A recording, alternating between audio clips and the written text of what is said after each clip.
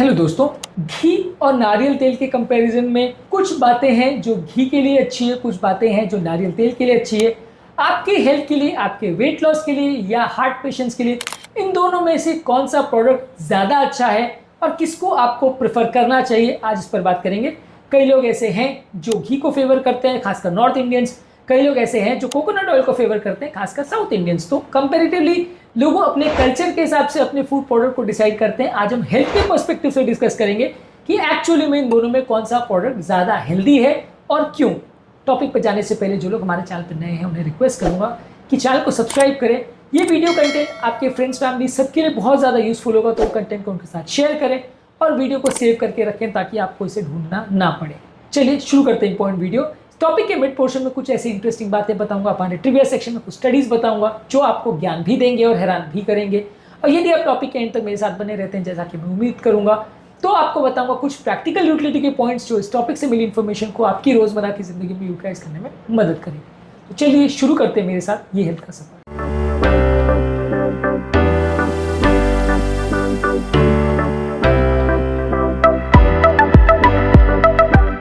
Recently एक 45 year old diabetic patient मेरे पास आए थे जो रिफाइंड ऑयल लेते थे। हमने उनको इन्फ्लेमेशन पर फोकस करवाया, फास्टिंग पर फोकस कराया और घर पर बना हुआ घी लेने की हिदायत दी, साथ में एक्सरसाइज कराया। कुछ ही टाइम में उनका HbA1c with in the span of 1 month उनका HbA1c में सिग्निफिकेंट इंप्रूवमेंट आया और 3 मंथ्स में उनका HbA1c हमारा जो टारगेट जोन था 5.7 के नीचे मेंटेन करना था, उस लेवल पे आ गया। बेसलाइन उनका 7 के आसपास चल रहा था। तो सिग्निफिकेंट उनको फायदा देखने को मिला इसके यूज करने से। रिसेंटली हमारे डर्मेटोलॉजिस्ट ने बताया कि एक फीमेल उनके पास आई थी जो कि कोकोनट ऑयल कुकिंग के लिए और स्किन के लिए यूटिलाइज करती थी, जिसकी वजह से उनको एक्ने का प्रॉब्लम हो रहा था उसकी कोमिडोजेनिक इफेक्ट की वजह से। उनको हमने कुकिंग के लिए घी के लिए सजेशन किया और स्किन पर कोकोनट ऑयल का प्रयोग ना करने के लिए बोला, जिससे उनको कंपेरेटिवली ज़्यादा बेटर इफेक्ट मिला और उनका एक्ने का प्रॉब्लम कम हुआ। तो कई बार ये नेचुरल प्रोडक्ट्स हमें लगता है बहुत हेल्दी होते हैं, लेकिन कई बार ये कुछ प्रॉब्लम्स भी क्रिएट कर सकते हैं। आपके घर में कौन सा ऑयल यूज होता है, घी या कोकोनट ऑयल, या आपके नज़र में इन दोनों में कौन सा ज़्यादा हेल्दी है, कमेंट सेक्शन में लिखकर हमें ज़रूर बताएं। चलते हमारे मेन टॉपिक पर। घी बेसिकली जो होता है वो दूध से बनाया जाता है, डेयरी प्रोडक्ट से बनाया जाता है। इसको क्लैरिफाइड बटर भी बोलते हैं। कोकोनट ऑयल जो है वो कोकोनट का जो सफेद पोर्शन होता है उससे एक्सट्रैक्ट किया जाता है। घी में कंपैरेटिवली सैचुरेटेड फैट्स और शॉर्ट चेन फैटी एसिड्स रहते हैं, जैसे ब्यूटारेट। कोकोनट ऑयल में सैचुरेटेड फैट्स और मीडियम चेन ट्राइग्लिसराइड्स रहते हैं। घी का स्मोक पॉइंट 250 डिग्री सेंटीग्रेड रहता है, यानी हाई टेम्परेचर कुकिंग के लिए आप इसको यूज कर सकते हैं, खराब कम होगा। कोकोनट ऑयल का कम रहता है, 180 टू 200 डिग्री सेंटीग्रेड रहता है, मॉडरेट रहता है, बहुत हाई टेम्परेचर कुकिंग के लिए आप यूज नहीं कर सकते हैं। आयुर्वेद के हिसाब से घी को ज्यादा अच्छा माना गया है।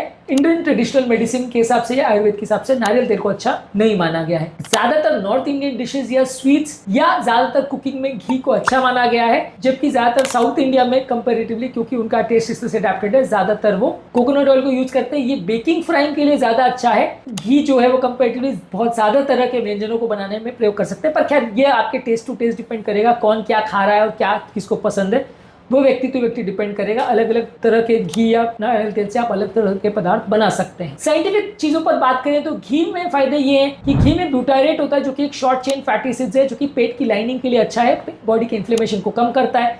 घी में फैट सोल्यूबल विटामिन जैसे विटामिन A, D, E और K ज्यादा बेटर ऑब्जॉर्ब होते हैं बॉडी में जब आप घी के साथ खाने को खाते हैं। घी का स्मोक पॉइंट ज्यादा अच्छा है, तो ज्यादा टेम्परेचर पे आप कुकिंग कर सकते हो, खराब कम होगा। ब्रेन की हेल्थ के लिए, डाइजेशन के लिए और इम्यूनिटी बूस्टिंग के लिए अच्छा है, ऐसा आयुर्वेद में भी लिखा है, रसायन में। इसके अलावा घी में नुकसान क्या है? घी में कंपैरेटिवली कोलेस्ट्रॉल और सैचुरेटेड फैट ज्यादा है, तो ओवर यूज करने से आपका LDL कोलेस्ट्रॉल लेवल बढ़ सकता है।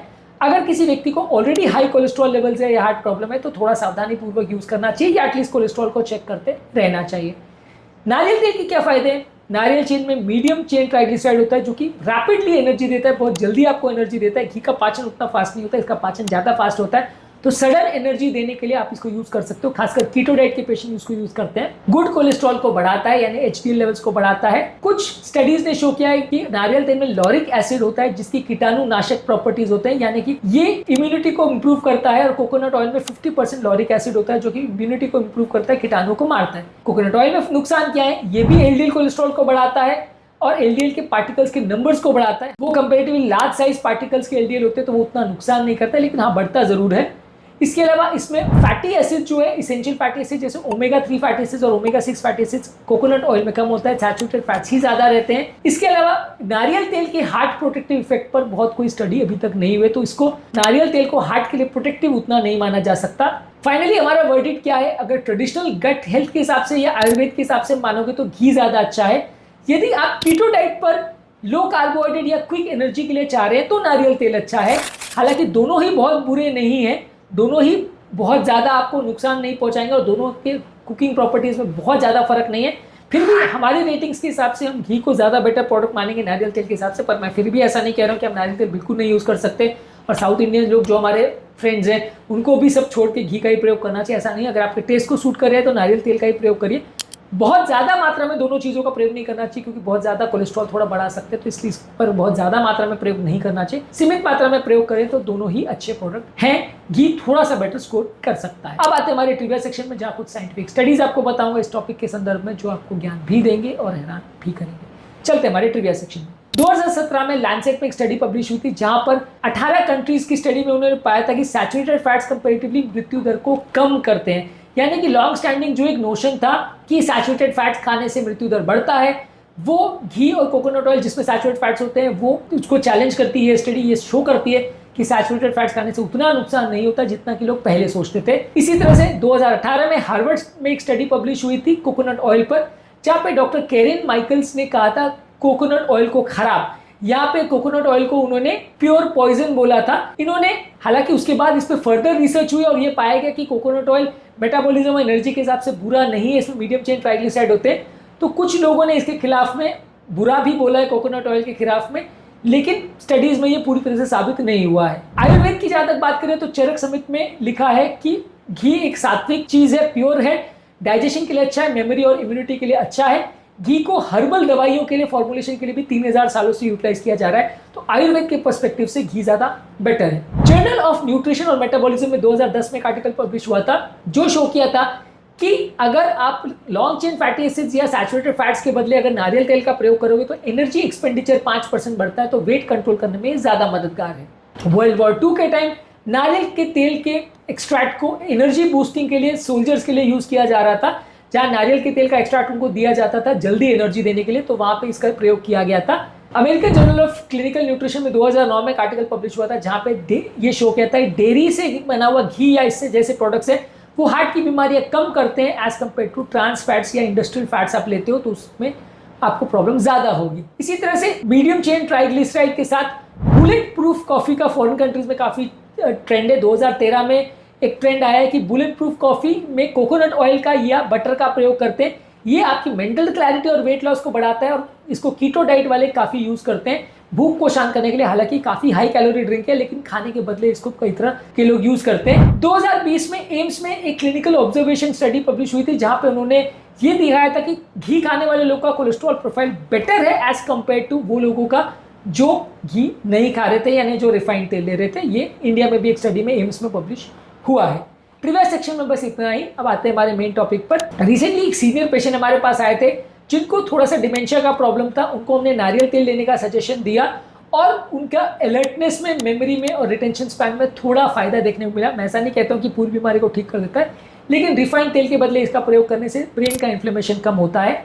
इसी तरह से रिसेंटली हमारे एक पीडियाट्रिशियन फ्रेंड ने भी बच्चे को ग्रोथ नहीं हो रही थी तो उसको घी राइस डेली देने को बोला। 3 महीने के अंदर बच्चे की इम्यूनिटी भी इंप्रूव हुई और बच्चे का ओवरऑल जो है वेट भी पहले से बेटर हो गया।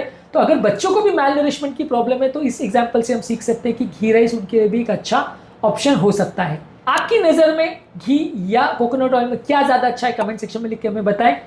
और आपकी नज़र में अगर किसी व्यक्ति को हार्ट का प्रॉब्लम है तो क्या प्रेफर करना चाहिए, आपका क्या विचार है इस बारे में हमें लिख के बताइए। आप क्या प्रेफर इस मामले में करते हैं। अब आते हैं हमारे प्रैक्टिकल यूटिलिटी सेक्शन में, जहाँ पे कुछ प्रैक्टिकल बातें आपको बताएंगे इस टॉपिक के संदर्भ में। देखिए, सैचुरेटेड फैट पूरी तरह से बैड फैट है, ऐसा कॉन्सेप्ट आज के डेट में गलत है। सैचुरेटेड फैट्स आप खा सकते हो, बशर्ते आप बहुत ज़्यादा मात्रा में नहीं खाओ। 1 से 2 चम्मच घी आपको खाना है। आपको ये नहीं करना है कि अगर आपको वजन कम करना है तो खूब ज़्यादा घी खाओ, क्योंकि वो कैलोरी तो देता ही है। तो सीमित मात्रा में आप इसको खा सकते हैं। नारियल तेल को ओकेजनली आप यूज़ कर सकते हैं, ये क्विक एनर्जी का सोर्स है, लेकिन डीप फ्राइंग के लिए अच्छा नहीं है क्योंकि वो खराब हो जाता है, ज़्यादा डीप फ्राइंग आप उससे करते हो। कई जगह पे ऐसा रिकमेंडेड है कि आप अलग अलग तरह के नेचुरल ऑयल्स को रोटेट कर सकते हैं, जैसे घी को, नारियल तेल को, मस्टर्ड के तेल को, ग्राउंडनट तेल को, पर ये कच्ची घानी का हो तो ही अच्छा है। रिफाइंड तेल कोई भी यूज़ नहीं करना चाहिए। इसके अलावा हार्ट पेशेंट्स के लिए भी अगर आप हाई फाइबर डाइट और सैचुरेटेड फैट्स का इंटेक को थोड़ा कम रखें, कोलेस्ट्रॉल पर ज़्यादा ध्यान दें, तो कंपैरेटिवली आपका हार्ट का प्रॉब्लम भी उतना ज़्यादा नहीं होगा। अगर आप बहुत ज़्यादा मात्रा में भी घी लेते तो एटलीस्ट आपका कोलेस्ट्रॉल मॉनिटरिंग ज़्यादा फ्रीक्वेंट होना चाहिए। तो अब कन्फ्यूजन दूर हो गया है कि घी और कोकोनट ऑयल दोनों ही अच्छे प्रोडक्ट हैं। घी थोड़ा सा आउटस्कोर करता है, लेकिन कंपैरेटिवली मैं ऐसा नहीं कहूँगा कि नारियल तेल बहुत ही ज़्यादा बुरा प्रोडक्ट है, आपको इसको यूज़ नहीं करना चाहिए। तो अब ये साबित हो गया है कि नारियल तेल और घी दोनों ही खराब प्रोडक्ट नहीं है, दोनों में आप चूज़ कर सकते हैं कि आपको क्या पसंद है। आपके टेस्ट के हिसाब से घी थोड़ा बेटर स्कोर करेगा। इस लड़ाई में आप किस साइड है, कमेंट सेक्शन में लिखकर हमें ज़रूर बताएं। उम्मीद करूंगा कि आज के टॉपिक में कुछ नया जानने को मिला होगा। जो लोग हमारे चैनल पर नए हैं उन्हें रिक्वेस्ट करूंगा कि चैनल को सब्सक्राइब करें, हमारे वीडियोस को अपने फ्रेंड्स, फैमिली और रिलेटिव्स के साथ शेयर करें जिन्हें आपको लगता है कि इस तरह के कंटेंट की ज़रूरत है, और वीडियोस को सेव करें ताकि फ्यूचर में आपको उन्हें ढूंढने की ज़रूरत ना पड़े।